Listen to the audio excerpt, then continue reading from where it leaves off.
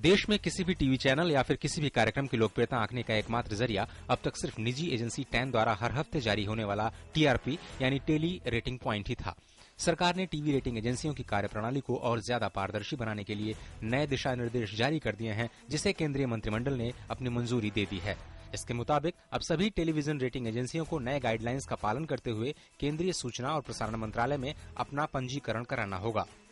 The Union Cabinet today approved the proposal of the Ministry of Information and Broadcasting for bringing out a comprehensive regulatory framework in the form of guidelines for television rating agencies in India.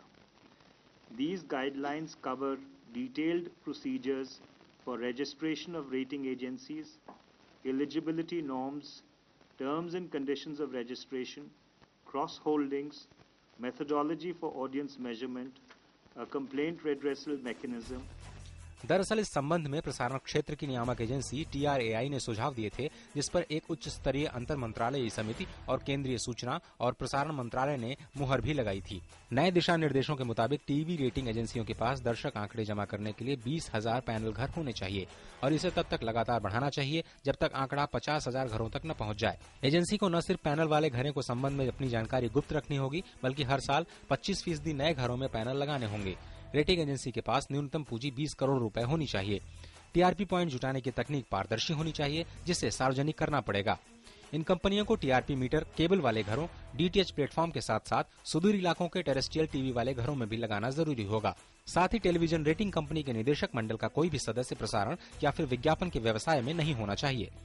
इसके साथ ही सरकार ने TRP आंकड़े जारी करने वाली इकलौती agency time को भी नए निर्देशों के पालन के लिए 1 माह का वक्त दिया है।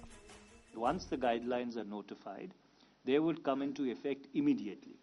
But for existing rating providers, we would give them 30 days time to become compliant with the guidelines which would be put in place.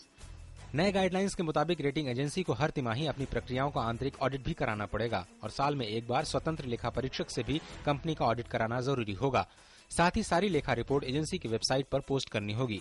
दिशा निर्देशों के उल्लंघन की स्थिति में कंपनी को 1 करोड़ रुपए तक की बैंक गारंटी जब्त किए जाने का भी प्रावधान रखा गया है।